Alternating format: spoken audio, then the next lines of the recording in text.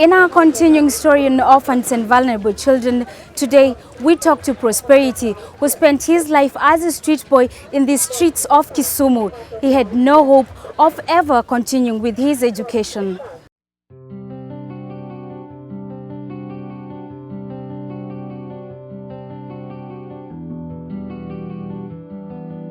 For Prosperity Kennedy, trouble came in threes.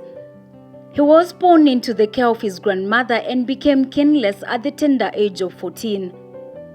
To add to his miseries, he became a street boy, joining one of the many street families at a time when his education had just started to take off. I am Prosperity Kennedy. I am a born-again Christian, and I am a Kenyatta University student, now going to fourth year. I was born on 24th December 1992 in Siaya, and when I was born, I found myself under the care of my lovely grandmother, whom I knew that she was everything to me. Determined to make the best out of his life and out of desperation, he crossed the border to Uganda. Later, he would request truck drivers to take him to any part of the country, a desperate attempt to get away from his sorrows. After being dropped off by truck drivers, he landed in this lakeside city of Kisumu. The streets of Kisumu became his second home. Life was not easy, as he would mostly feed on stale food and leftovers.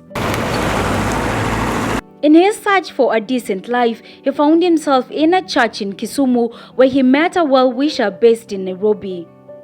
I went to another church. It's almost there in Kibuye, around Konalejo in Kisumu. I went and I explained them. I told them my story, and then, fortunately enough, there was somebody who was teaching in Ruai Children's Home.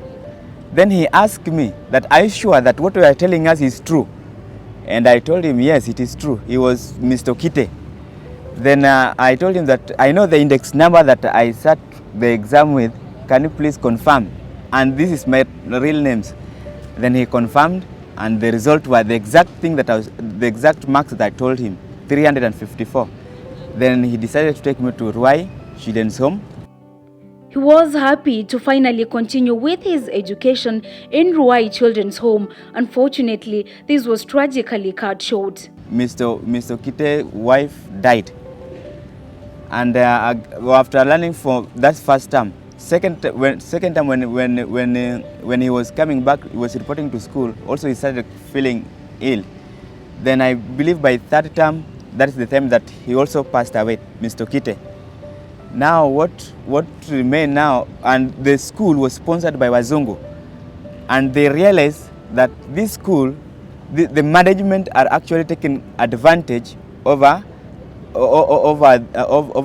our situation by the name helping us, but they're benefiting. And one thing that Wazungu realized, that now they say that is their end. They cannot keep on helping others instead of the children that they were hoping that they are helping. So they stopped helping.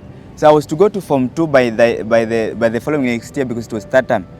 So when the program stopped, we were told that now go where you come from. This time, Prosperity had lost all hope in life. However, while walking along the railway line in Nairobi's Dandora slums, opportunity knocked at his door yet again.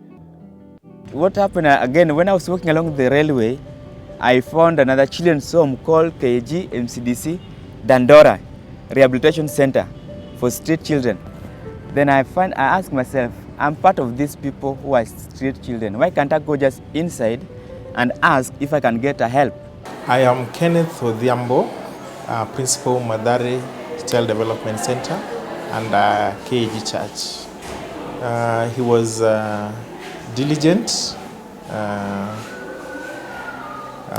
very responsible, quite hardworking, and honest, and I think I would say he's very cooperative.